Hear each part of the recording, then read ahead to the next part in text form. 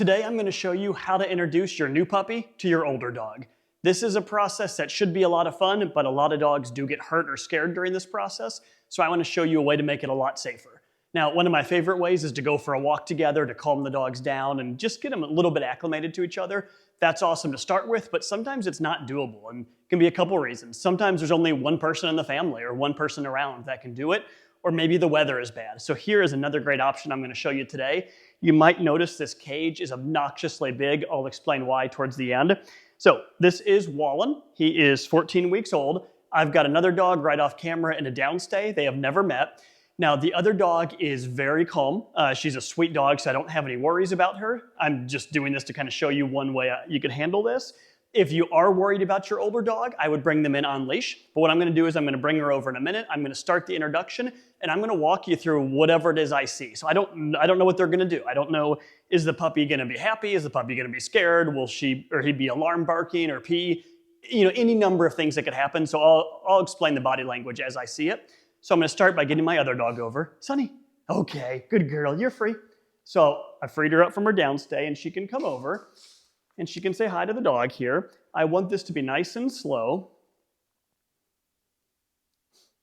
So I see the puppy's nose going, which is normal. If the nose wasn't twitching, I would be worried. So he's twitching his nose. He wants to get to know her. That's great. He's pretty calm for a puppy. It's kind of odd that he hasn't stood up yet. Now he sat up a little bit. Now, a lot of puppies would be crazy right now. They'd be barking and yelping and biting, trying to paw, trying to get out. We're not seeing that. So I'm seeing a very calm dog, but honestly, I like that paw. Honestly, so far it's been a little bit too calm. I don't like the puppy to be too calm because that's not normal puppy behavior. So I like that he stood up now. This is great. So you can see one reason we do it this way. Let's say something happened. And here, I guess, let's talk about the tail. Tail is up and wagging, so I see a very confident wag right now. I don't see it low, tucked, under the plane of the body. It's, up and curled. So super normal bark. That's a great thing to see. And if you heard the little growl he made as well, that growl is it's not aggression. It's let's play. The play bow, love that. So he's still growling. It's a great growl. He's play bowing. He's saying, I want to get to know you. This is what I thought I'd see at the start. This is awesome. This is just normal puppy stuff. Hey, girl. You can see Sunny's a good girl. She likes puppies, but she is calm. Now, let's say she wasn't. Let's say your older dog was being crazy, and now they're like barking, or maybe they got scared. You can use the leash to calm them down. So you could put a leash on the older dog and tell them heel, walk them for a minute, do some training, do something to calm them down, and then come back into the scenario. Right now, this is going great, so I'm gonna let the puppy out in a minute, but you don't have to do that. So the growling I'm hearing right now, hey, Sonny, the growling I'm hearing right now is just frustrated growling, and that's definitely okay. So now, as I go to let the puppy out, I was starting to say, you don't have to be in a hurry. You could do this for another 30 minutes, right? There's no rush whatsoever. So you could just continue on this and, really kind of build up some trust. There's also no saying you have to do this in one day, right? You could do this and they could take turns, being out of the cage, for the first day while you build some trust. Or if you feel good, you can get the puppy out. I would suggest starting with the dog you don't trust on leash. So the reason I changed instead of just the puppy, the dog you don't trust. Let's say the puppy was really chill and calm, and the older dog was a little bit sketchy. You weren't sure, if they were going to like the dog or how they were going to handle it. Then you might have both dogs on leash, or you might have the adult dog on leash and the puppy be off. But since adult dog is good and puppy's fairly good, I'm going to get the puppy out on leash. Here, you're going to see when I get the puppy out, I don't want him. I don't want him running through the door.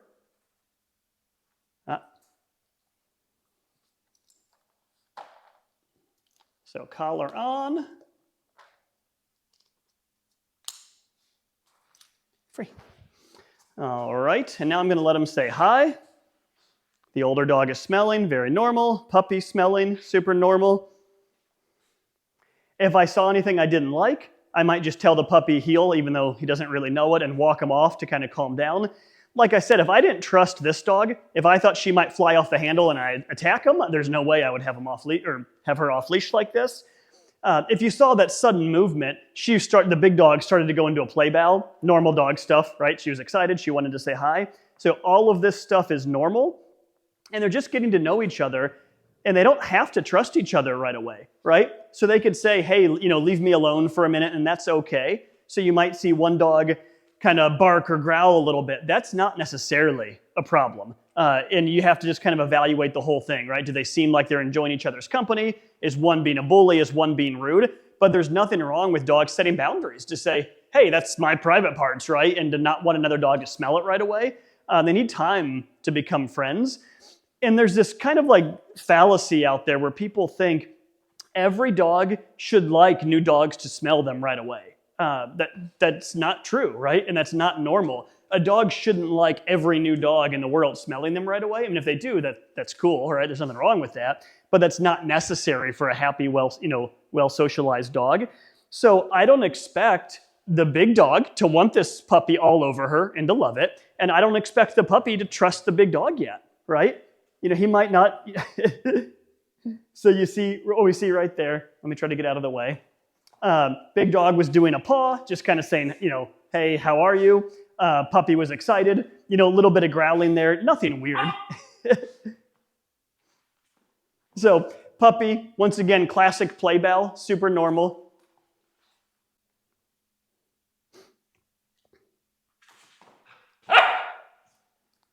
Sonny, there you go.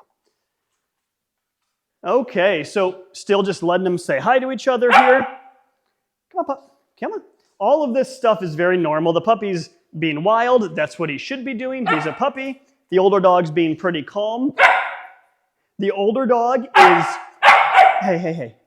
is allowed to warn the younger dog off within reason. So we don't expect an older dog to enjoy a puppy barking in their face constantly.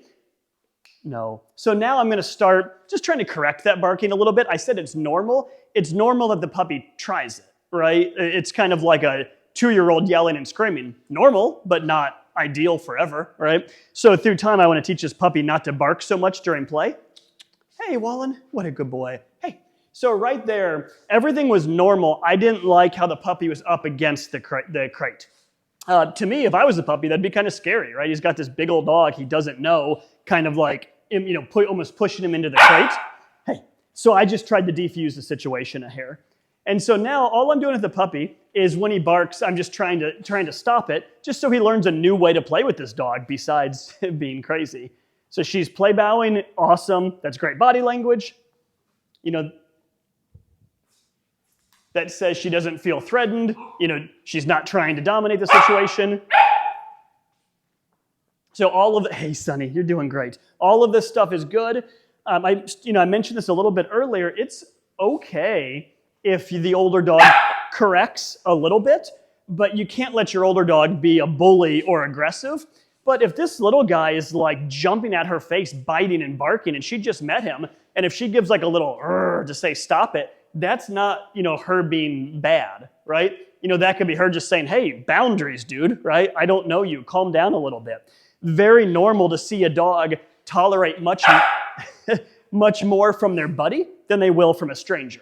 So these dogs are strangers. They've never met before. They've never been together except what you've seen on camera today. So if he's too much in her space and like leaping on her back, and if she were to growl to say, hey, chill out, I don't like this and I don't trust you, that's okay. I'm not going to let her pin him to the ground, right? I wouldn't let her bite him, of course, but a little bit of a kind of motherly correcting, so to speak, would be okay. And so what we're seeing right now, normal play. You can see the older dog is, a little more interested in him now. So she's, moving with her paw, trying to say hi, and the puppy's getting more confident. I haven't seen anything yet that I don't like. But now let's talk about what if I did, right? So what if I didn't trust Sonny, or if I was seeing bad things out of Sonny and I didn't want an issue? The reason we use this huge cage is if I didn't like Sonny's behavior, let's say she was growling a lot and she just didn't seem to trust this guy. One thing I should say is the reason I'm not looking at the camera is when you're doing a dog intro, you need eyes on them constantly. Because what if I hear like a bark and a growl and I don't know what happened, right? I hear maybe the big dog bark and I might think, oh man, the big dog did something wrong. but in reality, maybe the puppy just bit her on the ear and it was well-deserved. So you should be watching them pretty much all the time. This is not the kind of thing to do while you're watching a football game or watching TV. But anyways, let's say the big dog wasn't doing well and I didn't like her behavior. I could put her in this cage for a while, so now she's in here, and now I could have the puppy on the outside, and that's just a way to do some safer intros, and it can also build some confidence in the older dog where they're able to hang out in there and realize the puppy can't get to them, and they can just see the puppy interact for a while, and you could switch back and forth, which dog is in the crate for a while. So everything I've seen here, very, very normal, nothing concerning whatsoever. So they are ready in a few minutes to go outside and start playing together. Now, when you do this with your dogs, hey, come here, bud. There's nothing going on. I don't know if you can see over there if that's in the field of the camera. I just wanted to bring them closer so that and make sure you could see what's going on. But this is one way, right? I also love going for walks together. So I talked about that at the start. If I had two handlers, and especially if I didn't trust one of these dogs, I'd go for a long walk. And if your puppy's 8 weeks old and they can't walk forever, carry them part of the way. But it builds trust, it's calming, and then maybe like halfway through the walk, you stop away from home and you let them smell each other a little bit there. You tell them they're great, you pet them, and then you keep walking again. And what you're doing is you're building trust, they're getting to know each other a little bit, and on top of that, you're calming them down. A lot of issues stem from excitement. If both dogs are like wild and on edge, they could start playing, they go at it too hard, and now all of a sudden someone's scared or angry and is fighting. So calmness can help a lot. You can also, instead of using a crate, use a fence if you have like a chain link fence. But if you use a crate, definitely use a wire one like this, not a Very Kennel or like an Impact or a Gunner. Their issue with those is the dog can't see out very well, so it's not going to work nearly as well. And like I said at the start, don't feel like this has to be a one-day process. This went well. But we've got a good puppy, and we've also got a good older dog. If you're worried, spend a week if you have to. Thanks for watching. If you have questions, drop a comment. We would love to help you raise the perfect dog.